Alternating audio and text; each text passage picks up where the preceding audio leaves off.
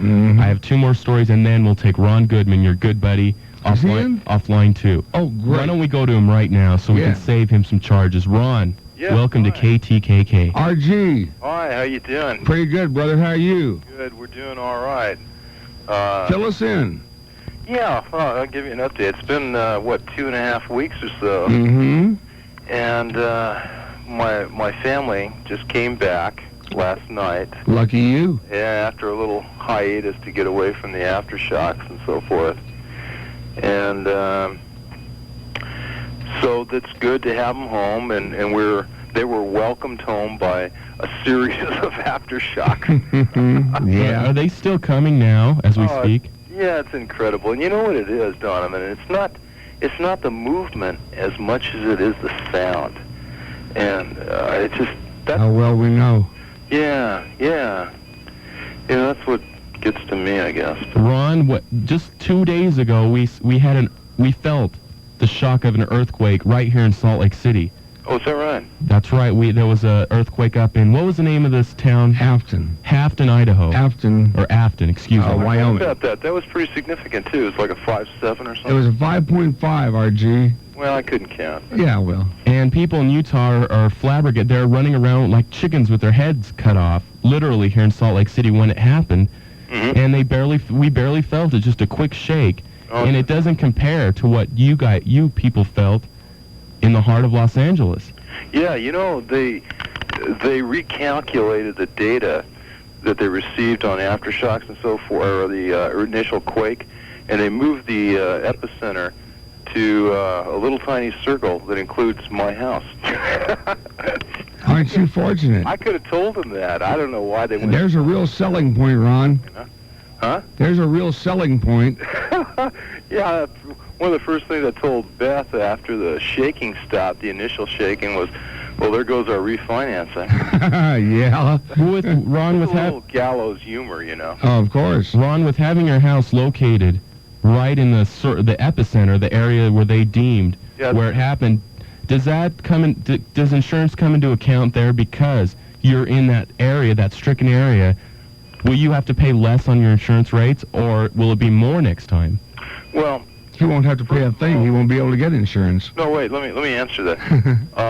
First of all, we are part of the 92% of the property owners that do not have earthquake insurance. Mm-hmm. So FEMA, the Federal Emergency Management Agency, yes. Yeah, I wasn't too good on the acronym, but that's all right. They've been super. They really have. They've responded to general addresses and areas, just knowing that you've been hard hit. And the city of Los Angeles, this must have been planned, because I can't imagine them orchestrating this in such a short period of time. But all the rubble and stuff, they come by and they pick it up, and it's gone. The blocks and the block walls and the stucco and all that kind of stuff that. They really treated you well then. Well, yeah, and that's... I'm amazed. I am. I'm very grateful. I think that is really commendable.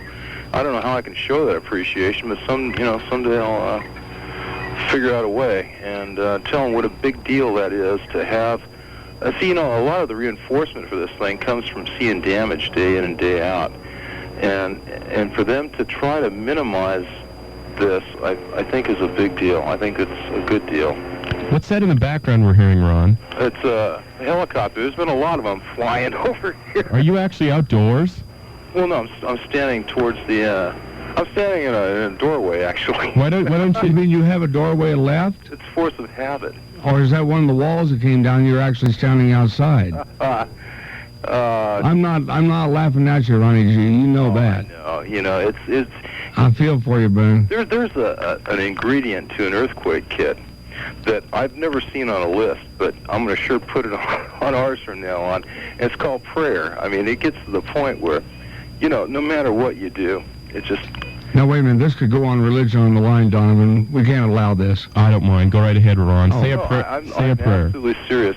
No matter what precautions you take, and, it gets so intense that John, you'll probably appreciate this. Like the dance band on the Titanic, right? You know, Oh, yes. At some point in time, you're doing this one for the Lord. Okay. Yeah, that's right. And that's exactly what happened here. Is you do what you can. I think I told you that my wife teaches earthquake preparedness periodically at this.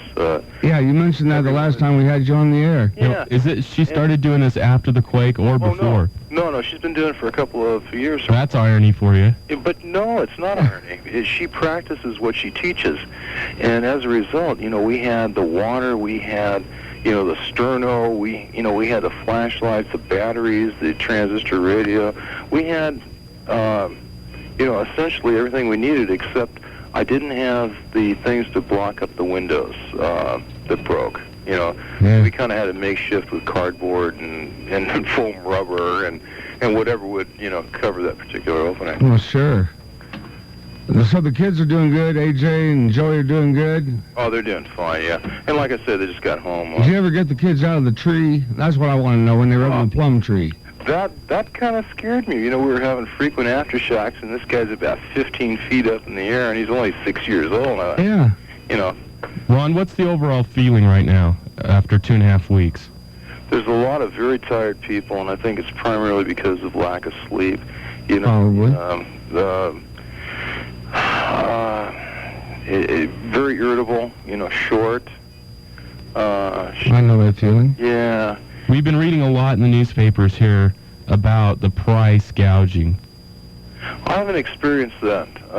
You've had no trouble purchasing your goods and things you need, the staples. No, I see. I'm not a good example there because, like I said, we had about everything we needed, so I didn't have to buy anything. Thanks to Beth. Thanks to my wife. Yeah. Yes. But the unfortunate part is, I really think it's true. I don't think you're reading things that are exaggerated. It's unfortunate the opportunist nature in a lot of people come out. That always happens, RG, and you know it. Yeah. I lived in Los Angeles long enough, and so did you, to know that any time natural disaster hits, people are going to take advantage. That's right. Anytime they can. But, free enterprise only goes so far, and we have the laws that say that, in a disaster or something, maximum 10% increase. But I think they're doing the best they can to try to minimize that particular. I hope so. Ron, I appreciate your calling in tonight. Yeah. RG, thank you, my friend. Yeah, of course. Thank you. Take care of yourself. I will. We'll be talking to you soon. Okay. Say hi to Beth and the kids. I sure will. All right, guy. Bye-bye. See ya. Bye.